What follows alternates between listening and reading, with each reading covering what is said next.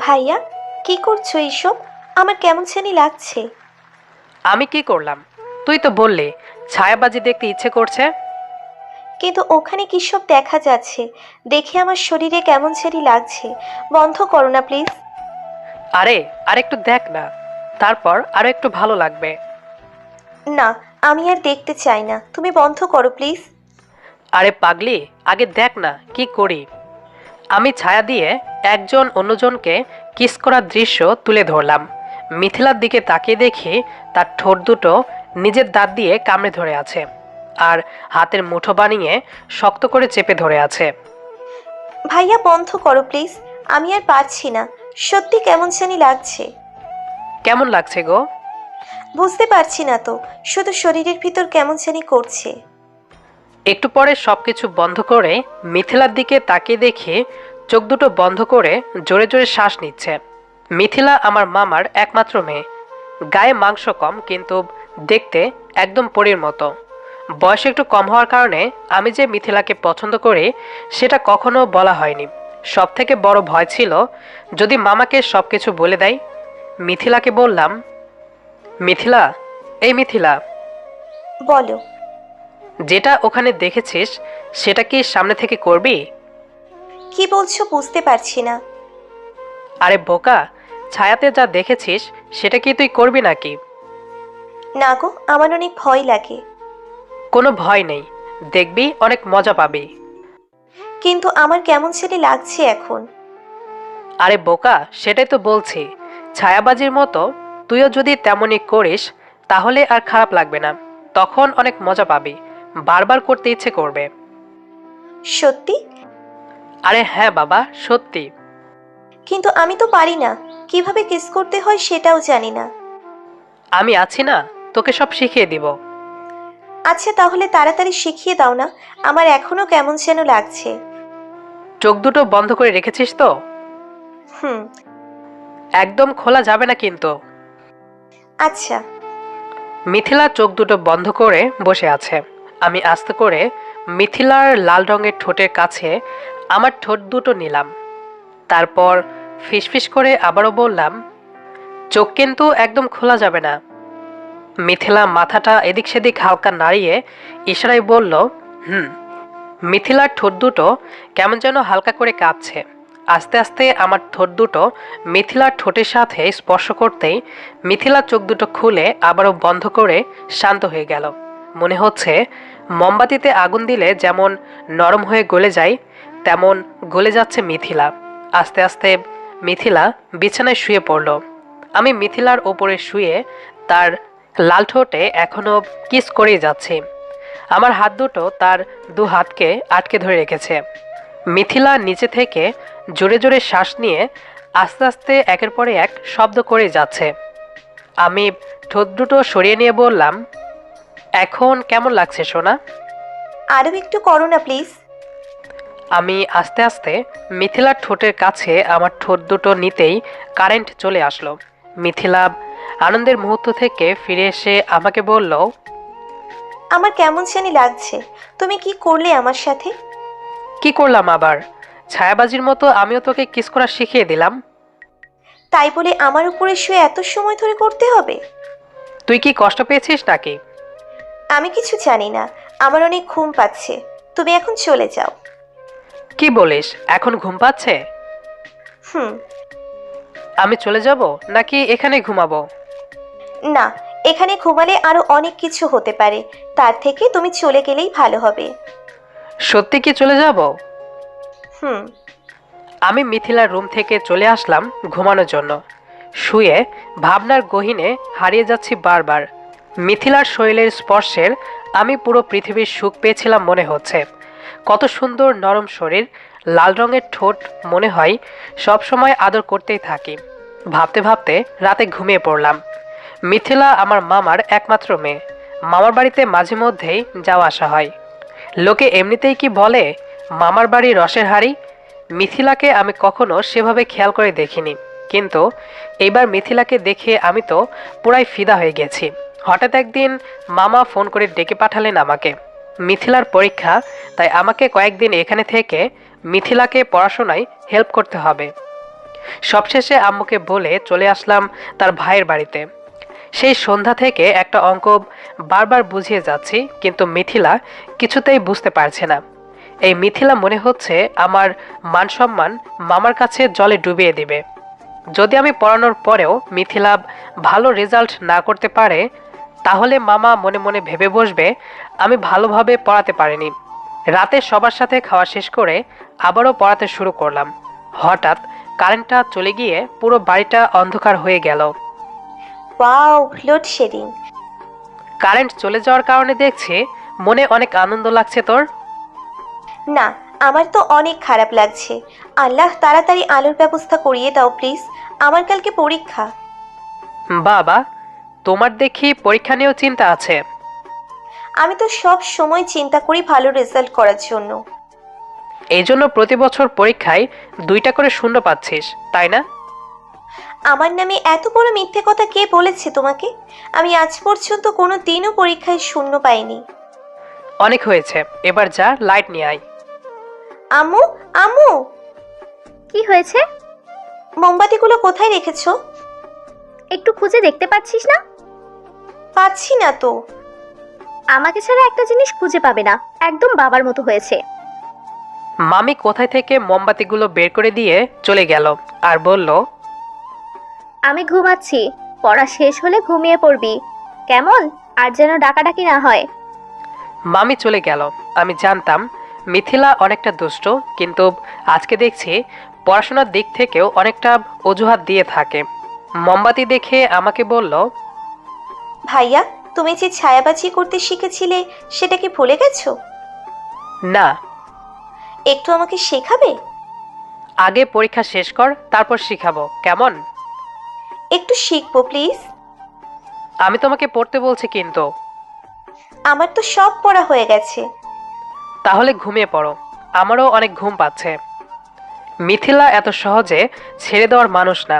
আমি জানতাম সে যেই জিনিসটা একবার বায়না ধরবে, যেভাবে হোক সেটা পূরণ করে ছাড়বে। আরও বেশ কয়েকবার রিকোয়েস্ট করার কারণে আমি মিথিলাকে শেখানোর জন্য ছায়াবাজি শুরু করলাম। তারপর কি হলো সেটা তো বলাই হয়ে গেছে আপনাদেরকে। সকালে আমার গায়ে হাত দিয়ে আস্তে আস্তে ধাক্কা দিচ্ছে আর ডাকছে। ভাইয়া, এই ভাইয়া। কি হয়েছে, এত রাতে ডাকছিস কেন? এখনো রাত আছে নাকি? সেই কখন সকাল হয়ে গেছে। আর একটু ঘুমাতে হবে, ডাকাটা কি করিস না তো। এই অঙ্কটা বুঝতে পারছি না, একটু বুঝিয়ে দাও। আর বেশি অলসতা না করে উঠে বসলাম। এখানে আসার মেন কারণ ছিল মিথিলাকে ভালোভাবে পড়াশোনা বোঝানোর জন্য। মিথিলাকে অঙ্কটা বুঝিয়ে দিয়ে আমি ব্রাশ করছি, মামি ডাকছে খাওয়ার জন্য। খাওয়া শেষ করে মিথিলাকে স্কুলে নিয়ে গেলাম। তারপর প্রতিদিনের মতো দুপুরে একটু ঘুমিয়ে নিলাম। বিকালে বাইরে থেকে একটু ঘুরে আসলাম। আজকেও রাতে মিথিলাকে পড়ানো বোঝানোর সময় আবারও কারেন্ট চলে গেল। মিথিলা মোমবাতি জ্বালিয়ে পড়ার বদলে আমার দিকে বারবার ভিন্ন দৃষ্টিতে দেখছে। কি হলো, তুই এভাবে বারবার আমার দিকে কি দেখছিস? ভাইয়া, তোমার ঠোঁট দুটো কালকে অনেক মিষ্টি ছিল। কালকের কথা কাল ছিল, আজকের কথা আজকে। পড়তে বসে এইসব বাজে বাজে চিন্তা মাথায় আনলে পড়াশোনায় কখনো মন বসবে না। আজকে তোমার ঠোঁট দুটো আবার একটু টেস্ট করতে চাই। বেশি হয়ে যাচ্ছে কিন্তু মিথিলা। একবারই তো প্লিজ। মিথিলা আমার সামনে বারবার এসব বলার কারণে আর না করতে পারলাম না। এদিকে আমারও যে তার ঠোঁটের নেশা কালকে রাতে ঘুম কেড়ে নিয়েছিল। অবশেষে রাজি হয়ে গেলাম, কিন্তু সেটা পড়া শেষ করে সবাই যখন ঘুমিয়ে পড়বে তখন। মিথিলা খুশি মনে পড়া শেষ করছে। নাও, এখন তাহলে শুরু করি। আমি কি বলেছিলাম সবাই ঘুমানোর পরে দিব? আমার তো এখনই ইচ্ছে করছে। একদম পাগলামি করলে হবে না। এটা কি সবার সামনে দেওয়া যাবে নাকি? যদি কেউ আসে তখন কি হবে? আমার তো এখন ইচ্ছে করছে। কিছুই হবে না, তুমি শুধু শুধু ভয় পাচ্ছ কেন? আমি যে কেন ভয় পাচ্ছি সেটা তোর বুঝতে হবে না। রাতে খাওয়া শেষ করে যখন সবাই ঘুমিয়ে পড়বে তখন দিব, ওকে? হুম। কথাটা বলা শেষ না হতেই মামি ডাকতে শুরু করলো রাতের খাবারের জন্য। আমি গিয়ে খেতে বসলাম। একটু পরে মিথিলা এসে আমার সামনে বসলো। মুখে ভাত তুলবো, ঠিক সেই সময় কিছু একটা পায়ে আঁচড় দিল মনে হচ্ছে। তাকিয়ে দেখলাম মামিদের বাড়িতে পোষা বিড়ালটা পাশে দাঁড়িয়ে মিয়াও মিয়াও করছে। তাহলে আমার পায়ে যে বিড়াল আঁচড় করেছে সেটা কি মিথিলা? আমি মিথিলার মুখের দিকে তাকাতেই আমাকে ছোট করে একটা চোখ মারলো। এদিকে মিথিলার কাণ্ড কারখানা দেখে আমার তো পুরো রাগ উঠে যাচ্ছে। যদি মামি একবারও বুঝতে পারে তার মেয়ে আমার সাথে এইসব করেছে আর আমি তাতে সহযোগিতা করেছি, তাহলে মানসম্মান একদম ধুলোয় মিলিয়ে যাবে। কোনোভাবে খাওয়াটা শেষ করে আমি উঠে চলে আসলাম। মিথিলার রুমে না গিয়ে আমার রুমে শুয়ে পড়লাম। সামান্য ঘুমের ভাব হয়েছে এমন সময় কে যেন দরজা ঠকঠক শব্দ করতে শুরু করলো। উঠে দরজাটা খুলে দিতেই মিথিলা তাড়াতাড়ি রুমে এসে ভিতর থেকে দরজাটা লাগিয়ে দিল। তুই এত রাতে এখানে এসেছিস কেন? তুমি আমাকে কি বলেছিলে মনে নেই নাকি? আমার খুব ভালো করে মনে আছে মিথিলা এখানে কেন এসেছে। তবুও আমি একটু না জানার মিথ্যে ভান করে বললাম, কি মনে থাকবে? সত্যি মনে নেই? এখন ওইসব করার সময় নেই, রাত অনেক হয়েছে, আমার খুব ঘুম পাচ্ছে। আচ্ছা, তোমার কষ্ট করে কিছু মনে করতে হবে না। মিথিলা কথাটা বলতে বলতে সোজা আমার কাছে এসে কোমরে হাত দিয়ে টান দিয়ে তার শরীরের সাথে আমার শরীরটা লাগিয়ে দিল। মিথিলা, কি করছিস এসব? যদি কেউ আসে তাহলে কি হবে? এত রাতে কেউ আসবে না। যদি মামা মামি তোর রুমে তোকে দেখতে না পায় তাহলে কি খুঁজবে না? আমি বাইরে থেকে নক করে রেখেছি, মনে করবে দরজা লাগিয়ে দিয়ে ঘুমিয়ে পড়েছি। মিথিলার বয়স দেখে মনে হয় না তার মাথায় এত বুদ্ধি, কিন্তু হঠাৎ করে তার এত কিস করার নেশা উঠলো কেন বুঝতে পারছি না। রাতের অন্ধকারে নিজের রুমে লক করে আমার রুমে এসেছে কিস করার জন্য। আমি আর দেরি না করে মিথিলাকে একটা কিস করলাম।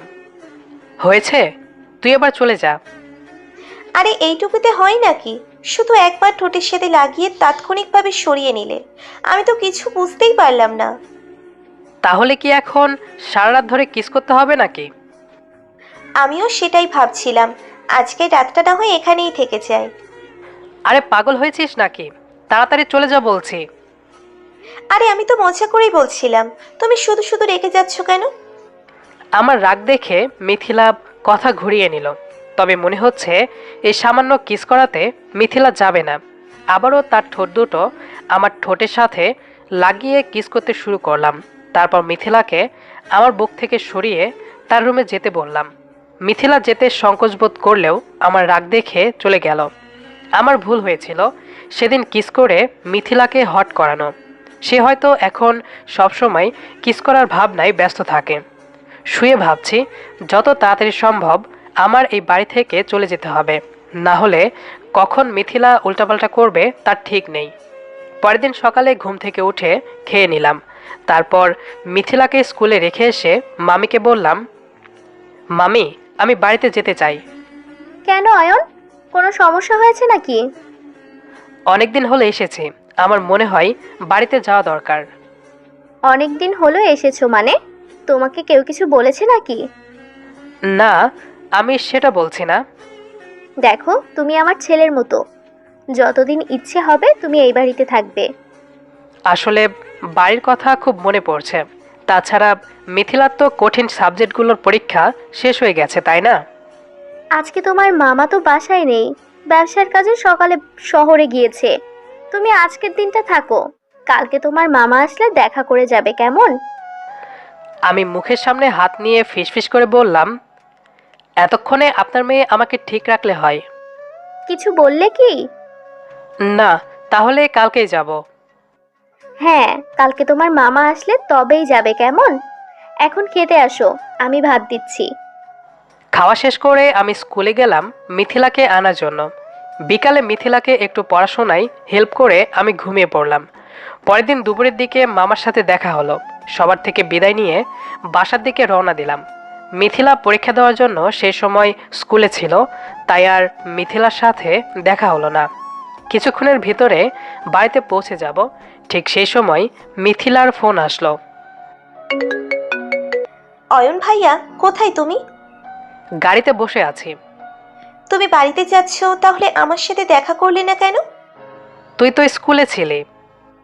তাই বলে তুমি দেখা না করে চলে যাবে? আচ্ছা বাবা, মন খারাপ করিস না। আমি কিছুদিন পরে তো আবার যাব, তাই না? আমার আর 2টা মাত্র পরীক্ষা আছে।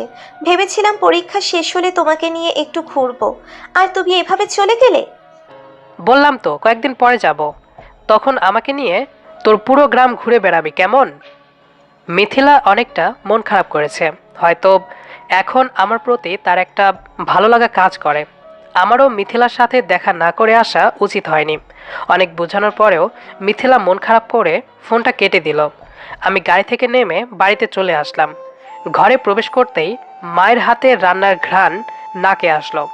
অনেকদিন হলো মায়ের হাতে রান্না খাওয়া হয় না। ফ্রেশ হয়েই আগে একটু খেয়ে নিলাম। রাতে ঘুমানোর আগে ফোনটা হাতে নিয়ে দেখি মিথিলা আমাকে মেসেজ করেছে। অনেক মিস করছি তোমাকে। তুমি জানো আমি তোমাকে ভালোবাসি, তবুও এভাবে না বলে চলে গেলে খুব কষ্ট হচ্ছে জানো। আমি রিপ্লাই দিলাম, দেখ মিথিলা, এটা কোনোদিন সম্ভব না। আর আমাদের এই ভালোবাসা পরিবার কখনো মেনে নেবে না। মামা যদি জানতে পারে তাহলে কি হবে ভেবে দেখেছিস? যা হয়েছে তার জন্য আমি দুঃখিত। তুই প্লিজ সব কিছু ভুলে যা। কে মানলো আর কে মানলো না তাতে আমার কিচ্ছু আসে যায় না। আমি তোমাকে ভালোবাসি মানে তোমাকেই লাগবে। আমি আরও বেশ কয়েকটা মেসেজ দিলাম, কিন্তু কোনো রিপ্লাই আসলো না। হয়তো মিথিলা আরও একটু অভিমান করেছে। পরের দিন বিকালে বন্ধুদের সাথে আড্ডা দিচ্ছি, এমন সময় মা ফোন করলো। কোথায় তুই? এই তো একটু আড্ডা দিচ্ছি। 5 মিনিটের মধ্যে বাসায় আসবি। কেন, কি হয়েছে? আসলেই বুঝতে পারবি কি হয়েছে। আমি আর কোনো কারণ জানতে চাইলাম না। মা এমন করে আগে কখনো ডাকেনি আমায়। বাসায় এসে আমার চোখ কপালে উঠে গেল, বুক থরথর করে কাঁপতে শুরু করছে। মিথিলা বসে টিভি দেখছে, আর মামা মামি আব্বু আম্মুর সাথে বসে আছে। কি রে, এত সময় লাগলো আসতে? একটু দূরে ছিলাম। সারাদিন না খেয়ে আড্ডা দিলে কি শরীর ঠিক থাকবে বাবা? মিথিলা অনেকক্ষণ হলো তোর জন্য অপেক্ষা করছে। আমি মিথিলার কাছে গিয়ে আস্তে আস্তে বললাম, সবাইকে বলে দিয়েছিস নাকি? কি বলবো? কিছুই বলিসনি? শুধু বলেছি আমি অয়নকে ছাড়া বাঁচবো না, অয়নকেই বিয়ে করতে চাই। কি? আর ফিস করে বলতে হবে না, তোদের দুজনের বিয়ে ঠিক করেছি। কিন্তু মা, আমি তো কিছুই করিনি। মিথিলা সব বলেছে তোদের ব্যাপারে। সামনের মাসে বিয়ে হবে তোদের। অবশেষে বিয়েটা হয়ে গেল। বাসার ঘরে এসে মিথিলাকে বললাম, ছি, তুই সবাইকে কেমন করে বলেছিস এসব? একটু লজ্জা করলো না? ভালোবাসার কথা বলতে লজ্জা কিসের? আর কিস করার ব্যাপারটা? আমি ওইসব বলতে যাবো কেন? সত্যি কিছু বলিসনি? না, সত্যি?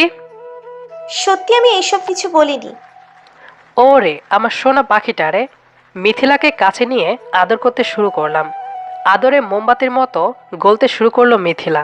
এদিকে আমি যে মিথিলাকে পছন্দ করতাম সেটা না বলায় থেকে গেল। পুরো গল্পটা শোনার জন্য ধন্যবাদ। আমাদের আজকের গল্পটি আপনার কাছে কেমন লেগেছে সেটি অবশ্যই কমেন্ট করে জানাবেন। দেখা হবে আবারও নতুন কোনো গল্প নিয়ে। সে পর্যন্ত আমাদের সাথেই থাকবেন। ধন্যবাদ সবাইকে।